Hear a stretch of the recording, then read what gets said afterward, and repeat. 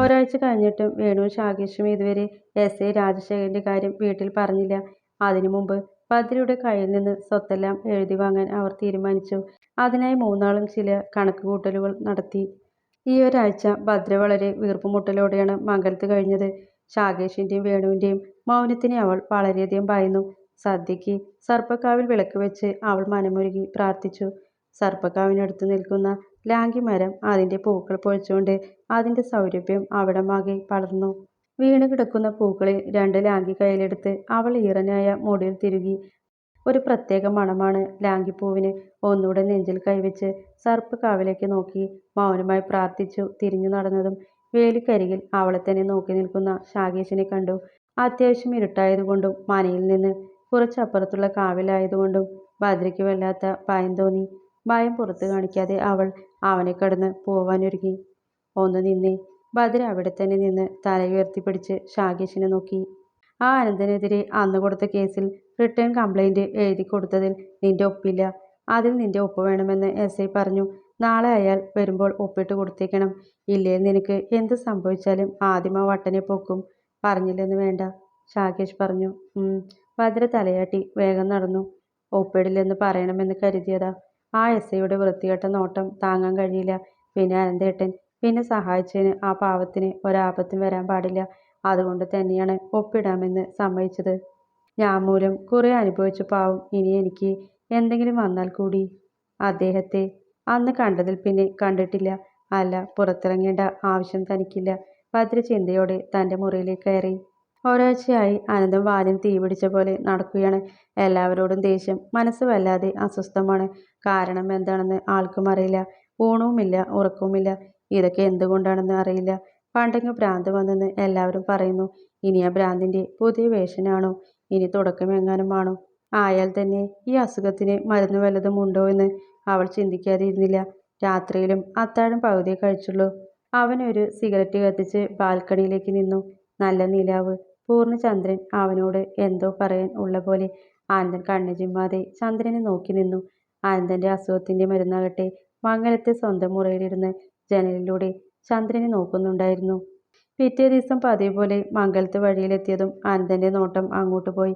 എന്തിനാണെന്നറിയില്ല. മംഗലത്ത് മന കാണുമ്പോൾ മനസ്സിന് എന്തോ ഒരു ആശ്വാസം. ശങ്കരമാമ നോക്കി ആക്കി ചിരിക്കുന്നുണ്ട്. അനന്തൻ ഗൗരവത്തോടെ നേരെ നോക്കിയിരുന്നു. ആ ഭാഗം കഴിയാറായപ്പോൾ കണ്ണു മാത്രം അങ്ങോട്ട് ചലിച്ചോ? നിശ്ചയില്ല. എല്ലാ ദിവസവും അങ്ങനെയുള്ള പതിവുകളാണ്. മില്ലിൽ പോകുന്നു, കൃഷിസ്ഥലത്ത് പോകുന്നു, വൈകിട്ട് വീട്ടിൽ വരുന്നു, ഫ്രഷായി ആശുപത്രിയിലേക്കും അവിടുന്ന് നേരെ ഷാപ്പിലേക്കും പോകുന്നു. അന്നും അതുപോലെ വൈകിട്ട് വീട്ടിലേക്ക് വരുമ്പോഴാണ് അവന കാഴ്ച കണ്ടത്.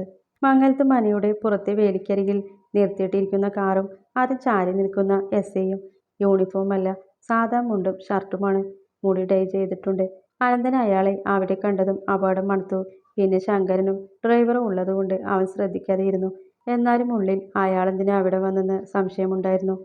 വീട്ടിൽ വന്നതും ഡ്രസ്സ് പോലും മാറാൻ നിൽക്കാതെ മദ്യക്കുപ്പിയും ഗ്ലാസും എടുത്തവൻ ബാൽക്കണിയിലേക്ക് നടന്നു. എത്ര ഗ്ലാസ് മദ്യം കഴിച്ചിട്ടും അവന്റെ ബോധം മറഞ്ഞില്ല.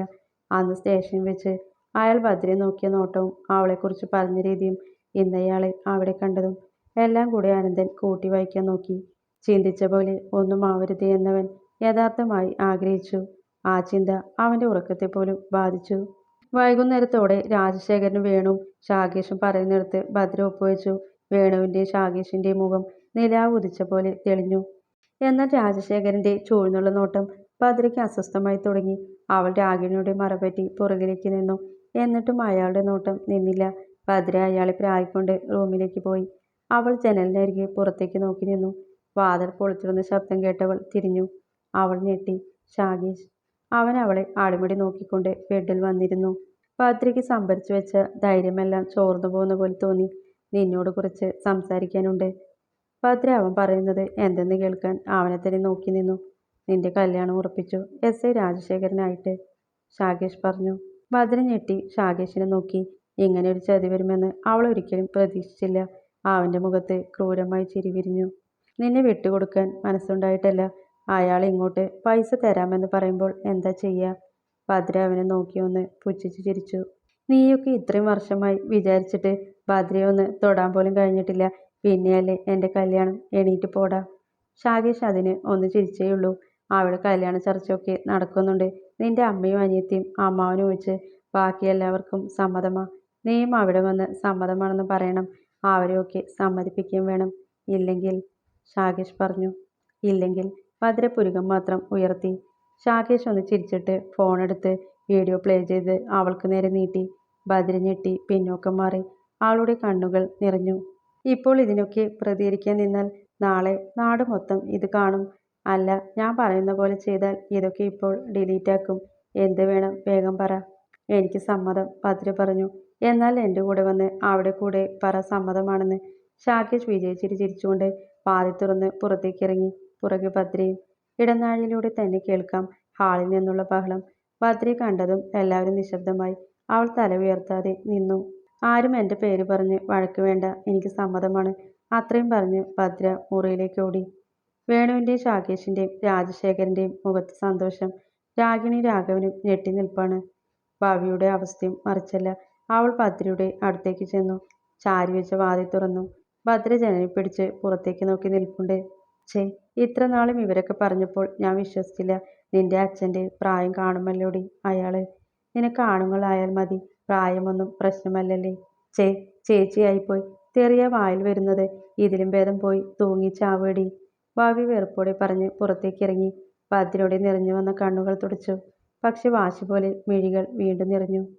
ചേച്ചി മോശമായിട്ടല്ലേ മോളെ, ചേച്ചിക്ക് വേറെ വഴിയില്ലാത്തത് കൊണ്ടാ. ഭദ്ര കണ്ണുനീരോടെ താഴേക്കിരുന്നു. അല്പസമയത്തിന് ശേഷം ഭദ്രയുടെ മുറി തള്ളി തുറന്ന് ശാകേഷ് ഉള്ളിലേക്ക് കയറി. ഭദ്ര കണ്ണു തുടച്ച് അവനെ തറപ്പിച്ചു നോക്കി. അവൻ പുഞ്ചിരിച്ചുകൊണ്ട് ഭദ്രയ്ക്ക് നേരെ ഇരുന്ന് ഫോൺ നീട്ടി. ദാ, ഞാൻ പറഞ്ഞ പോലെ എല്ലാം കളഞ്ഞിട്ടുണ്ട്, ശാകേഷ് പറഞ്ഞു. ഭദ്ര വേഗം ഫോൺ വാങ്ങി നോക്കി. അവൾ സമാധാനത്തോടെ നിറഞ്ഞു വരുന്ന മിഴികൾ തുടച്ചു. ശാകേഷ് ഫോണിന് കൈനീട്ടി. ഭദ്ര അവനെ നോക്കാതെ ഫോൺ നൽകി.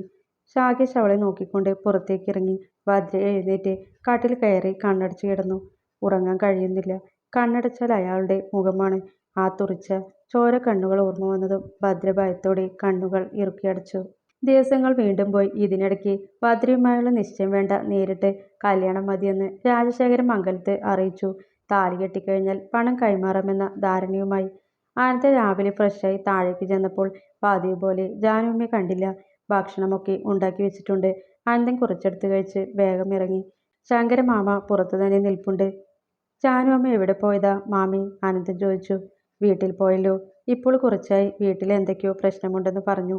പാറു പറയുന്നതൊന്നും അനുസരിക്കുന്നില്ലത്രേ. ശങ്കരൻ കാറിൽ കയറി. അവളെന്താ പരീക്ഷ വല്ലതും തോറ്റു കാണും.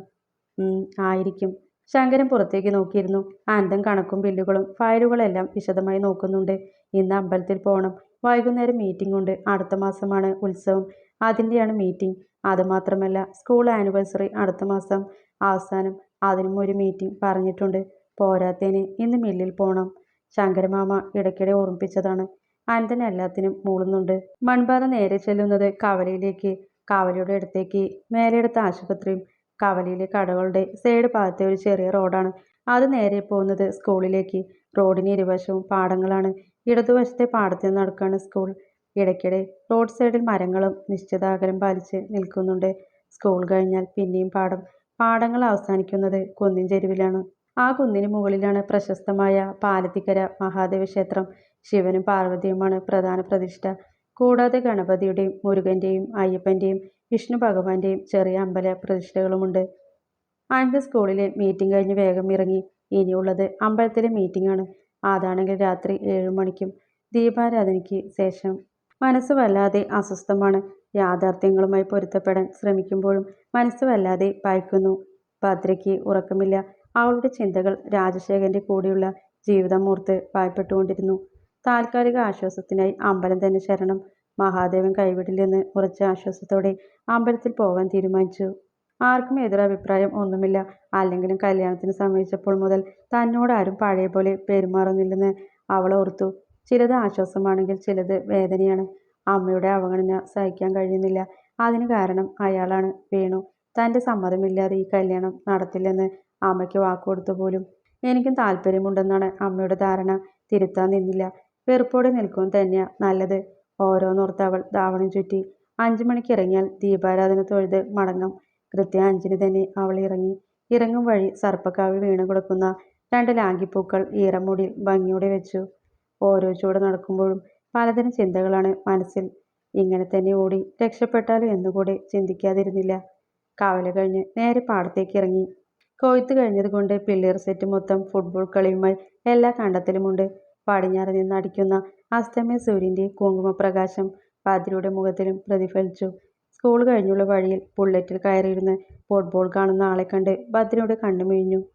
അവളുടെ ഉള്ളിൽ എന്തിനോ തുടിക്കുന്നു. അതിനു വിപരീതമായി ഉയരുന്ന ഹൃദയമിടിപ്പ്, വിയർപ്പ് പൊടിയുന്ന ഉള്ളംകൈ. അനന്തനാണേൽ ബദ്രയെ കണ്ടിട്ടില്ല. എന്തിനു വേണ്ടി അലമുറയിടുന്ന മനസ്സിനെ ശാസിച്ച് ഭദ്ര മുന്നോട്ട് നടന്നു. മനൂട്ടാ, അത് ഫൗളാ. ബുള്ളറ്റിലിരുന്ന് ആള് അലറുന്നുണ്ട്. ബദ്രിയുടെ കണ്ണുകൾ അനുസരണയില്ലാതെ അവനിലേക്ക് ചെന്നു. ഇടയ്ക്കിടെ എന്തൊക്കെയോ പറഞ്ഞ് അലറുമ്പോൾ കഴുത്തിലെ ഞരമ്പുകൾ തെളിഞ്ഞു കാണാം. കഴുത്തിനോട് ചേർന്ന് കിടക്കുന്ന സ്വർണ്ണ മണിമാല അവൻ അലറുന്നതിനനുസരിച്ച് ചലിക്കുന്നുണ്ട്. രോമാവൃതമായ കൈയിലെ നീണ്ട വിരലുകൾ ബുള്ളറ്റിൽ പിടിച്ചിട്ടുണ്ട്. അനന്തനെ തന്നെ കണ്ണിമയ്ക്കാതെ നോക്കി നടന്നു ഭദ്ര. കൃത്യമായി അവന് പുറകിലെത്തി. രണ്ട് സൈഡിൽ നിന്നും പുറകിലേക്ക് ഭംഗിയായി ചീകി വെച്ച തലമുടി. അവന്റെ ഓരോ ചലനങ്ങളും ഭദ്ര സൂക്ഷ്മമായി വീക്ഷിച്ചു. അവയെല്ലാം തന്നെ അവളുടെ കണ്ണുകൾ വ്യക്തമായി തന്നെ ഒപ്പിയെടുത്തു. ഇതാരാ, ഭദ്ര കൊച്ചോ? ഭദ്ര ഞെട്ടലോടെ അനന്തനിൽ നിന്നും ദൃഷ്ടി മാറ്റി നേരെ നോക്കി. ചെത്തുകാരൻ വേലായുധനാണ്. ഭദ്രയെന്ന് കേട്ടപ്പോൾ അനന്തൻ ആവേശത്തോടെ തിരിഞ്ഞു നോക്കി. ശരിക്കും കാണാൻ സാധിക്കുന്നില്ല. അവൾ അവനെ കടന്ന് രണ്ട് ചുവട് വെച്ചിരിക്കുന്നു. ഭദ്ര വരുത്തിച്ച പുഞ്ചിരിയുമായി വേലായുധനെ നോക്കി. കല്യാണമൊക്കെ ഉറപ്പിച്ചല്ലേ? വേലായുധന് പറയുന്നതിന് ഭദ്ര താല്പര്യമില്ലാതെ തലയാട്ടി വേഗത്തിൽ നടന്നു. എന്നാൽ ഇപ്രാവശ്യം ഞെട്ടിയത് അനന്തനായിരുന്നു. എന്നാലും ആ കിളവന്റെ ഒരു യോഗം. എളുന്ത് പെണ്ണിനെയല്ലേ കിട്ടാൻ പോകുന്നേ? നടന്നു പോകുന്ന ഭദ്രയെ നോക്കി വേലായുധനൊന്ന് നെടുവീർപ്പിട്ടു. അനന്തന്റെ നെറ്റി സംശയത്തോടെ ചുളിഞ്ഞു. അവൻ വേലായുധനെ അടുത്തേക്ക് വിളിച്ചു. എന്താ അനന്ത? അവളെ ആരാ കെട്ടാൻ പോകുന്നേ? രണ്ടു കൈയും ഇടുപ്പിൽ കുത്തിയിട്ടാണ് ചോദ്യം. ഉമ്മടെ അവിടെ വന്ന പുതിയ SI ഇല്ലേ? കിളവൻ അയാളാ, വേലായുധൻ പറഞ്ഞു. അനന്തൻ വീണ്ടും ഞെട്ടി. അന്നയാളെ അവിടെ കണ്ടതിന് പുറകിലുള്ള അപകടം ഏതാണെന്ന് അവന് മനസ്സിലായി. അനന്തന് എന്തെന്നില്ലാത്ത ദേഷ്യം തോന്നി. നീ പൊക്കോ.